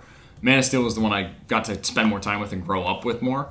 I'm eager to see how a kid or a person who is roughly of that age now with this Superman coming out, how the legacy of this movie works for them. And I also still kind of salty. I wish they would have kept the title Superman Legacy. I still like that title. I did too. Also to differentiate it from being Superman 2025 or Superman 1978. Superman the movie 1978. It's annoying to talk It's about. I really liked Superman Legacy as a title, and I think that still fits the movie. So if they wanted to keep that, I wouldn't have been salty about it. Yeah. Now, as a fine break away from our fucking Superman talk, which has been probably an hour and a half, to go into what else I watched this week. While you were doing your Superman rewatches, I went back and watched some movies from earlier this year. Well, a movie from earlier this year that I kind of missed out on, heard decent things, but wasn't excited enough to go see it in theaters. But Opus is now streaming on HBO Max, which is now officially HBO Max again, thank God. But watched Opus, directed by Mark Anthony Green, which is his feature directorial debut. It is an A24 film. So with that being an A24, having that kind of stamp on it, I go in with a little bit higher expectation of giving me something a little bit more original. Yes, it's a horror film, but all right, what's new here? This is the film starring Ayo Edebiri, John Malkovich, Juliette Lewis, Murray Bartlett, Melissa Chambers, and Tony Hale. Tony Hale being very small in this movie. Thought he'd be more, but whatever. It's just about a writer traveling to this compound where this pop icon is releasing his final album, and it's a big thing. He is the most famous pop icon of all time. Everyone wants to go see this secret screening or secret reveal of this new album, listen to it all, and do this big kind of small elite festival with him. And they go to this compound, and this movie shows its hand pretty quick. It's just kind of a formulaic, basic, these characters get sent to this compound where there's a cult happening. And one of the characters catches on, and no one else believes her. And then cult shit happens, and then they're like, you were right, we're gonna die. And she escapes. And that's exactly this movie. It's beat for beat. I was going into this, I was wanting it to be something a little bit more original, it coming from A24, but it's not. It's very formulaic cult movie shit. Weird stuff happens that they don't fully explain, which you don't always need, but also any explanation would be appreciated because you're just killing people and beheading people for no real reason. And you're not explaining anything, so I'm not really scared. It's more just okay, shit's gonna hit the fan, and that's just gonna be that. The performances across the board are great, I will say. Ayo Edebiri, I love. It's nice to see her something outside of The Bear that I can really, aside from Inside Out 2, but outside of The Bear, where she is a leading character, leading role, and she completely rules this movie and goes toe-to-toe with John Malkovich. And John Malkovich is so awesome as this aging pop icon who wears platform high heels and makes weird quasi-sex jokes in front of a crowd, and they're all you know what, that's a weird joke, but you're famous, so fuck yeah, that's awesome. And which there are some decent critiques about fame and what famous people are able to get away with and what people that write about fame, who are you to say that my film is bad if you haven't made your own film? Kind of that kind of conversation. So there's some interesting critique and subtext within that, but not enough for this to be anything really satisfactory or long-standing in terms of giving me something new or something relevant to today. It was just it was a fine enough movie. I didn't see it in theaters. I waited to watch it on streaming, and as a streaming movie, I'm yeah, that's fine. If I saw it in theaters, I think I would have been a little bit more disappointed by it, but going in of like, I'm just going to watch it on streaming, and it gave me the streaming experience. It was just a completely fine kind of formulaic horror movie. So yeah, it was, I mean, it's on HBO Max. If you have HBO Max, I think it's worth your time. It might be worth your time if you like horror movies, so you could check it out. I don't know, like, if you don't watch this movie in 2025, you're not missing out. It's towards the bottom half of my ranking of movies I've seen this year. Yeah, this may come on the week where I'm like looking for something newish to watch, and I maybe check it out. Just kind of the A24 brand, like you're saying. They're usually doing something interesting. I love Ayo Edebiri, so I think she's a great actress, and can't wait to see her in more stuff. And John Malkovich, we'll see if he's actually in the Fantastic Four. I've heard rumors that they cut him out of the movie. He was in the trailer, the first trailer. We've seen nothing else since yeah, so I don't know if he's actually in there or not, but I haven't heard those rumors, but that'd be crazy. Yeah, it'd be interesting. If he is in the movie, I'm excited to see who the fuck he is. Like, all right, like him with his ratty out, grown out beard, greasy like, looking fuck. you, dude? Yeah. Maybe it's like a very future. Franklin is Franklin the kid? Mm-hmm. What if it's a very future, different timeline? Franklin Richards. Could be. It's like aged out and all cracked in the mind. I don't know. Could be. Excited to see John Malkovich in the next couple of weeks, hopefully, in Fantastic Four First Steps. The other movie I watched this week, the first movie I watched this week, a movie I was actually really excited to watch this week because we talked a lot about Jurassic World, Jurassic Park, all those movies last week. I've been going through and watching a lot of the films within this franchise that I had not seen before, which was Lost World, Jurassic Park 3, Jurassic World Fallen Kingdom, and then Jurassic World Dominion. And Dominion was the one I happily sat down to be disappointed by this week. This film directed by Colin Trevorrow, who I'm starting to think maybe you're not a good director, maybe stop being in charge of handling big IP. Clearly Star Wars didn't want you, and we got Rise of Skywalker, which a lot of people hate. I like, but we both like, and Jesus, maybe it's better with J.J. Abrams doing Rise of Skywalker than you doing Duel of the Fates. But director of films like The Book of Henry, which I've heard dog shit about, Jurassic World, which I actually really like, and Safety Not Guaranteed, which is a fine movie, but also made Jurassic World Dominion. This film is rough. How do you make a dinosaur movie not about dinosaurs and make it this fucking boring while also trying to smuggle in and tie in the original cast of the early Jurassic Park films and still make them boring?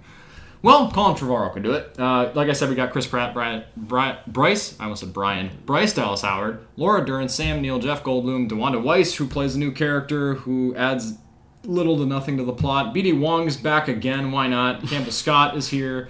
Isabella Sermon playing that fucking little clone girl who's now like, Bryce Dallas Howard, Chris Pratt, you are my parents. Oh, sure. Okay, we can get on board with that. Fine, I guess, whatever. 4 years after the destruction of Isla Nublar, Biosin, a new big fucking mogul company that is in charge of everything, and they're attempting to track down Maisie Lockwood as well as Beta, these clone dinosaur, and Maisie, this clone. It doesn't fucking matter. Locusts, the movie. It's locusts, and then there's a dinosaur in the background, but mostly locusts, and the locusts are going to be on fire for like 20 minutes straight, and they're not going to die because they're locusts, and they will kill all of our crops. And you know what? Sam Neill's here because he's looking into the locusts, because Sadler came in, Laura Dern, and was like, we should look into the locusts because this is the most pressing thing that's ever happened in the world since we did Jurassic Park, so we should come back for this and look into the fucking locusts.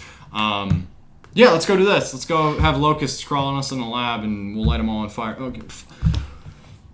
What the fuck is this movie? Like, I went in thinking that I was like, you know what? I've heard the backlash of this movie. I know it's just locusts, and then there's dinosaurs, and then all the cast is together. And that is the way to sum this movie up. But I thought, like, all right, I have that understanding. Maybe going in with relatively low expectations, I'll be set up for something decent. Nope. Still dog shit. Still not good. Even going in with everything I knew about it. There's no, like, engaging, awesome action scenes. The dinosaurs are so, like, background. Like, no interest tied to these dinosaurs. This is not a Jurassic World movie. This is just Locust Dominion. Fine. Sam Neill, Laura Dern, Jeff Goldblum don't really do much in this fucking movie. They really struggle to create some sort of story, plot point, reason as to why these characters are back again. And they're like, we need to take down Biosin, this new company that we've never talked about in this franchise and now is magically here. Okay, sure, why not? But not only that, when we finally get, because this is the film that unites them all, we get Bryce Dallas Howard and Chris Pratt and DeWanda Weiss and fucking Laura Dern, Sam Neill, Jeff Goldblum. How do we do something interesting with them? Well, they're just running around like the Scooby-Doo gang afraid of a dinosaur. Like, Colin Trevorrow had no plan. There's no way he had a plan for this movie. Because I remember interviews after Fallen Kingdom, they're like, oh, well, this is leading into, like, dinosaurs in the real world, which seems more of, like, the type of movie you've been wanting to make. He's like, yeah, this is the movie I always wanted to make. I just knew I needed 2 movies to get me there. It's like, this is the movie you wanted to make? Locusts? And then Sam Neill running really slowly away from a dinosaur. And that, like, this film doesn't know how to block any sort of action scene or thrilling sequence. Nothing in this is interesting. There's no, like, it's all just callback. It's locusts. It's the old cast being with the new cast. That's so cool. This movie is great. But it's not. It's actually really poorly made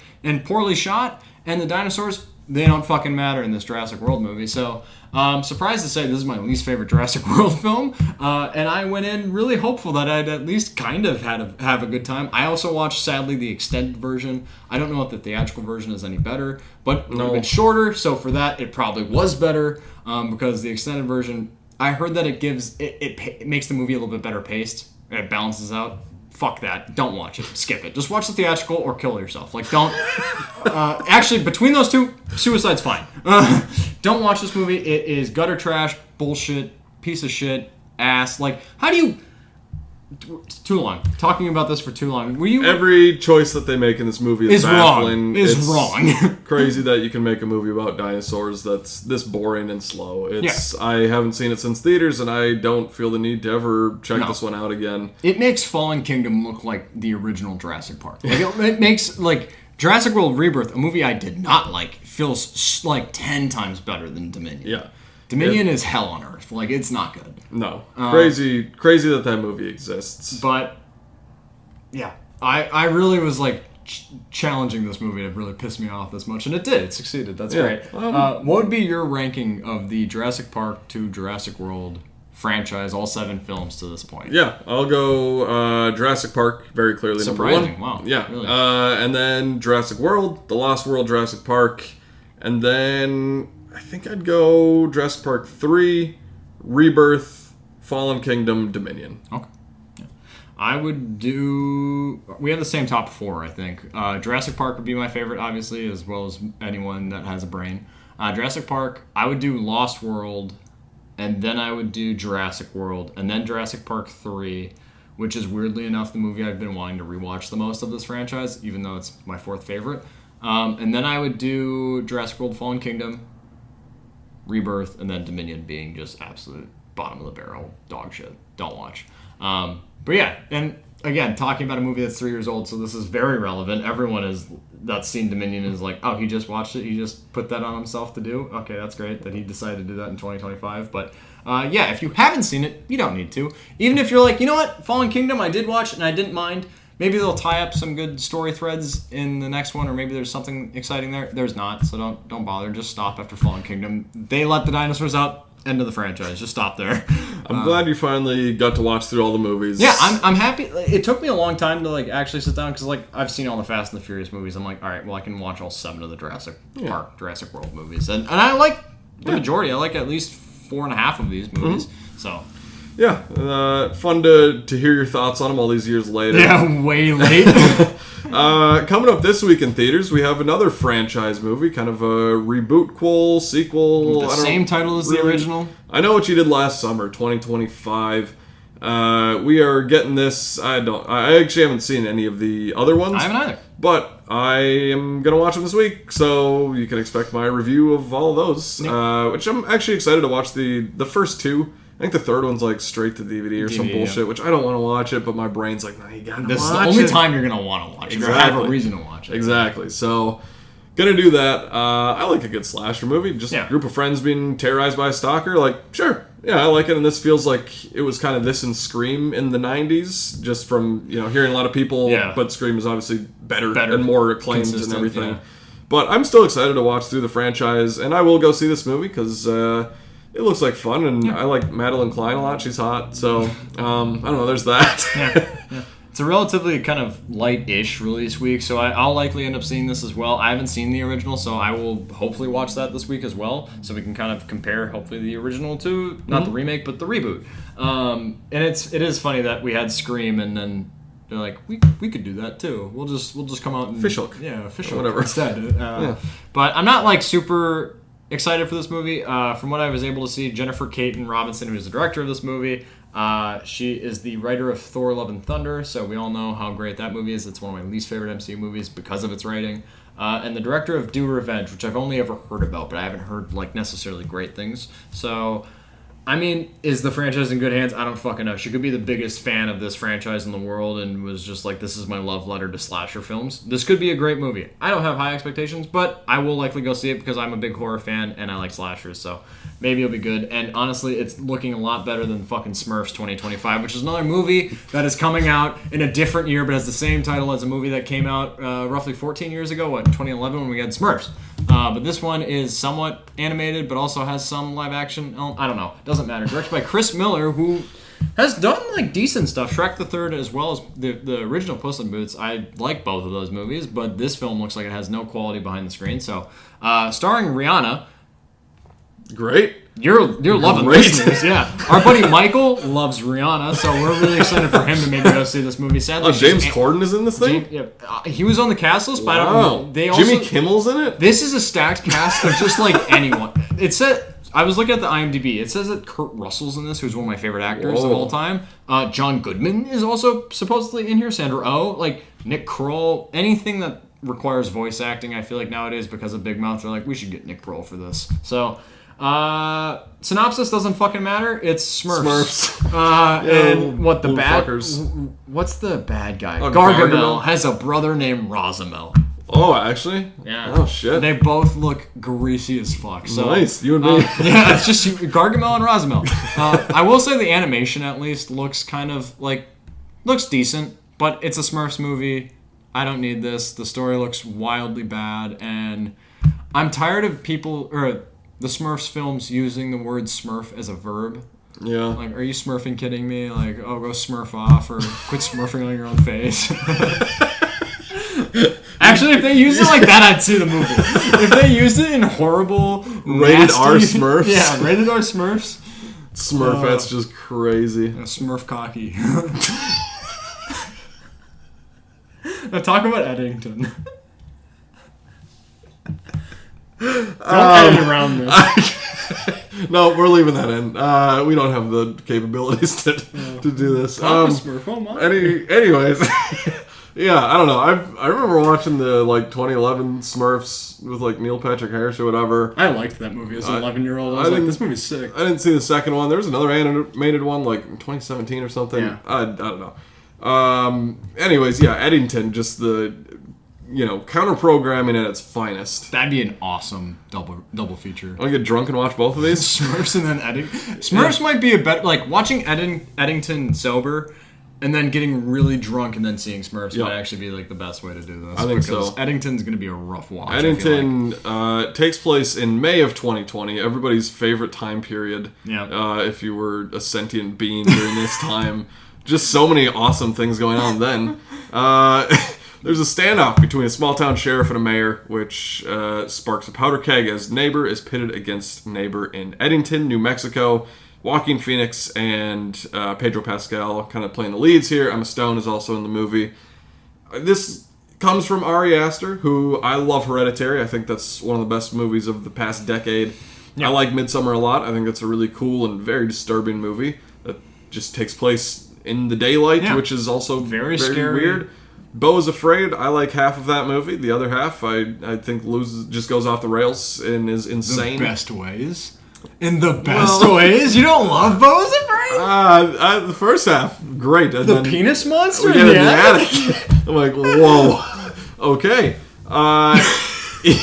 He's doing some interesting stuff always. Beau is Afraid is one of the fucking wildest viewings I've ever... Which is why I'm excited for Eddington, because I agree with your sentiment on Hereditary and Midsommar, two of my most favorite recent horror films. But Beau is Afraid has some of the best comedy in a horror film or weird genre film that I've ever seen. It's visually like a very pretty, stunning movie, but also like it's in the back wall. There's graffiti of a man pissing into his own mouth, and he has a speech bubble that says, "Don't mind if I do." And there's just like weird situational humor of like a door being broken to an apartment building, and Joaquin Phoenix is across the street stressing out about like, "I need to get this thing so I can get back to my apartment and get back inside because I'm afraid of people." And then all the homeless people around the corner are like, "Oh, door's broken." And you can see them all like snap into realization of like, "Oh," and then it cuts from fucking Joaquin Phoenix looking back and everyone's going into the door. Describing it makes it not as funny. Watching that scene, hilarious. We saw this in theaters together, right? Yeah. There is definitely a distinct moment when this movie goes like fully off the rails and you get full penis monster in the attic, which is not like an exaggeration, but is a crazy thing to see. And then he's just like paddling out in the middle of water, and then he finds like this Coliseum-esque thing of all these people yelling at him.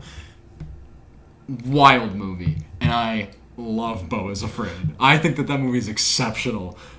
Eddington I'm worried about because I think it's gonna be too real too soon, and I don't know if I need sad news. And to be like, the tagline is hindsight is 2020, and I'm like, oh fuck, God damn it, I don't want to relive this year. Like, I don't want to talk about it, and I already can tell from the trailers that this is gonna be like really like political, really like maybe some satire, but it's gonna be just a lot of like my least favorite aspects of humanity confined into one movie based in a time period that I hated. You sold me. Sweet. Can't wait to see it from one of my favorite horror directors working today.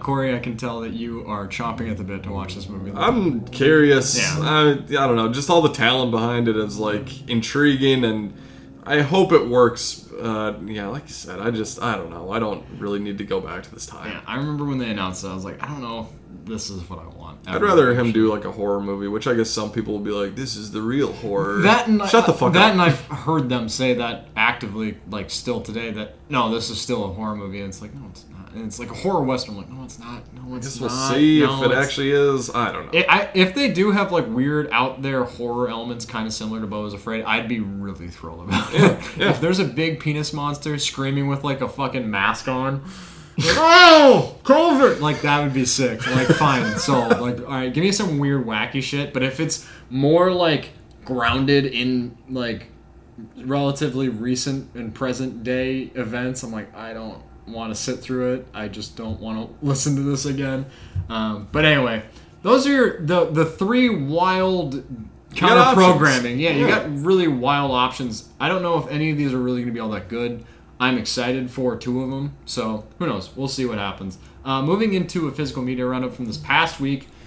Again, not to keep beating a dead horse, I did watch a lot of the Jurassic Park movies, and Jurassic Park 3 I bought on 4K and Blu-ray. So now the 4 Jurassic Park movies I own are Jurassic Park, Lost World, Jurassic World, and Jurassic Park 3. Don't know why I went in the wrong order, but that is the way I thought of them. And it's also the order I bought them in, so maybe that's why. But Jurassic Park 3, I was telling Corey this before we started recording. It's weird that with a lot of like the big classic trilogies, Star Wars, Indiana Jones, and now Jurassic Park, the worst movie in each trilogy, whether you're talking about like maybe Temple of Doom or Return of the Jedi or Jurassic Park 3, as a kid, those were the movies I watched the most. Like Return of the Jedi was the Star Wars movie I watched all the time. Temple of Doom was the Indiana Jones movie I watched all the time. Granted, I didn't watch Jurassic Park 3 as a kid, but I can definitely see if I was a kid, that is the one I would watch just because it's so quick. There's great effects. Like it's a good like popcorn dinosaur movie. It's not the best Jurassic Park movie by any means, but like I could definitely see that as a kid I would have watched that one the most.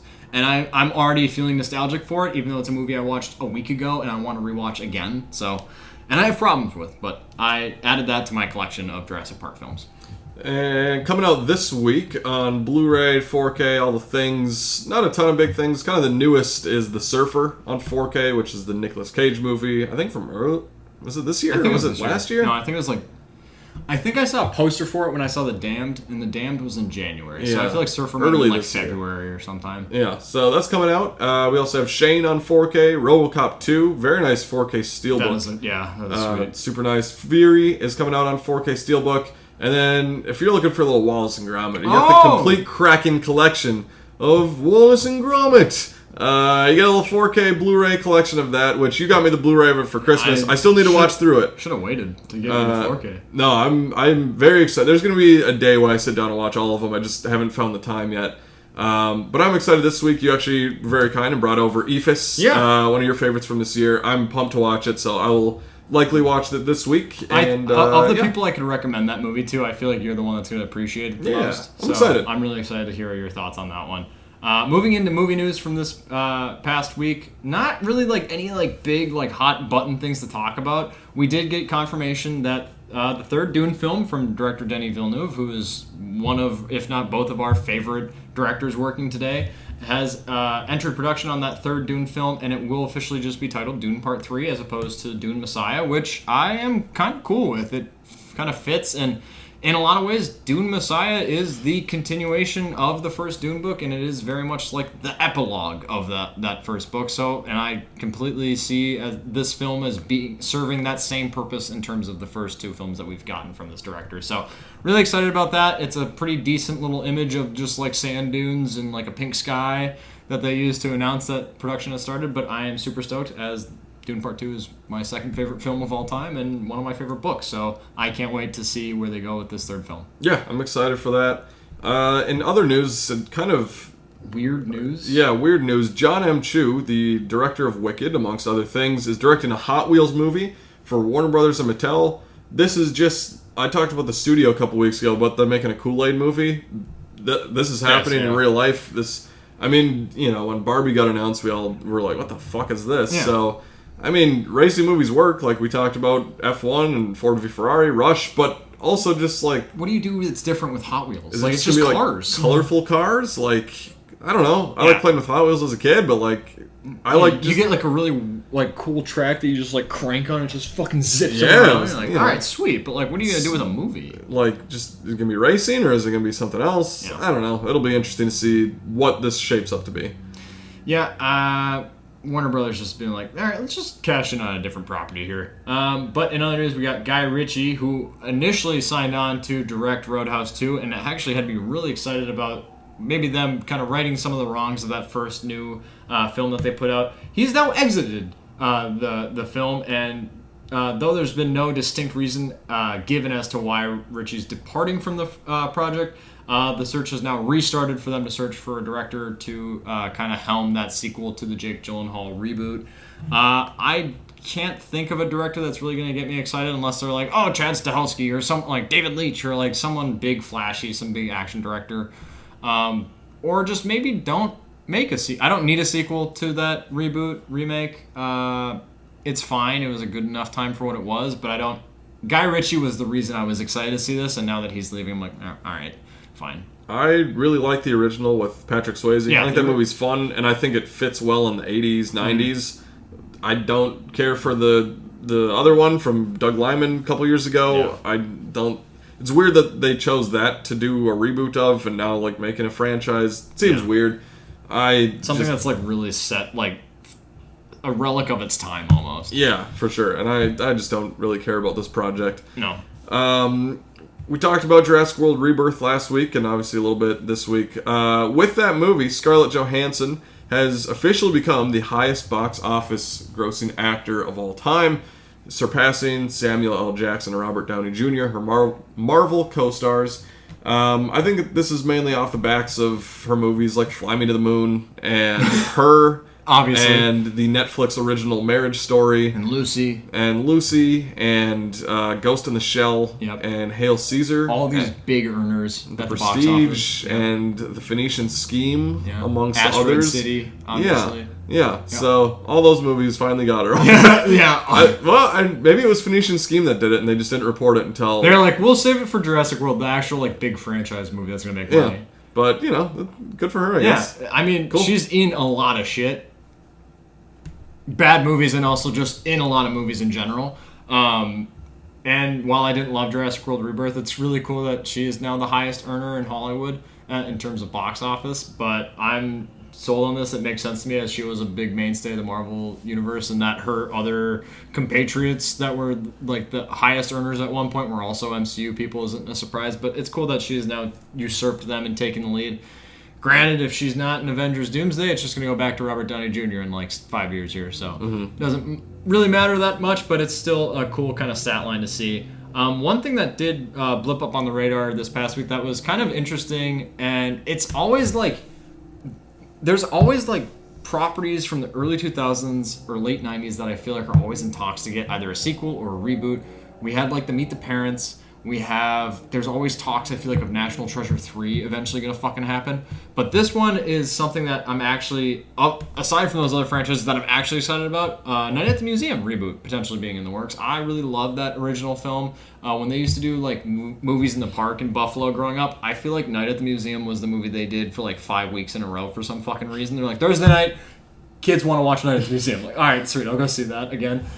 So I'm interested to see kind of what a reboot for this franchise looks like. I've only seen the first two. I believe there's 3 movies in total so far. So, and I really dig him. I love Ben Stiller as an actor. I hope that he somewhat creatively is a part of this moving forward, whatever that reboot looks like and whatnot. But I'm actually like pleasantly excited about this news. I've also only seen the first 2, and I love that first one. Yeah, the first one's fantastic. I don't remember much from the second, but I think that one works well, and we don't need a reboot. Like we don't need to do this. It does feel like a bit like just come up with something else. Yeah, like Night at the Museum at one point was an original idea. Like yeah, just let that be. It's fine. Yeah. But I'm curious, I guess. Last little bit of news, important stuff from best the day. news of the week. Didn't really have too many big trailers this week, but the big one that we did was the SpongeBob movie, Search for SquarePants. Whew.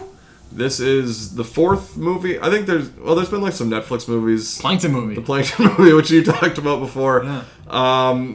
That first SpongeBob movie is insanely Perfect great. Movie. One of the most Perfect hilarious things I've ever seen in my life. Still funny into adulthood. Still cracks me. Absolutely. And like early SpongeBob seasons are just iconic and like shaped both of our humor in a lot of ways, I think.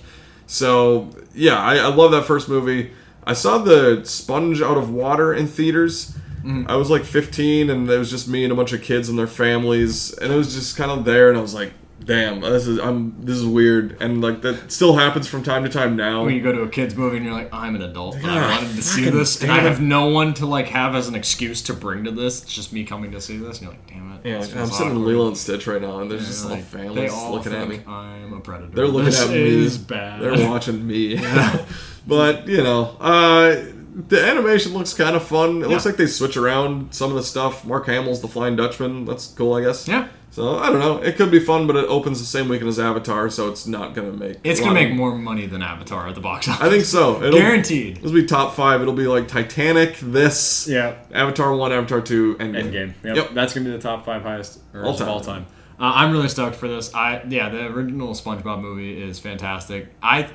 Growing up, when you run into people or like you meet kids and they're like, oh yeah, my parents still let me watch SpongeBob because they say it makes people dumb.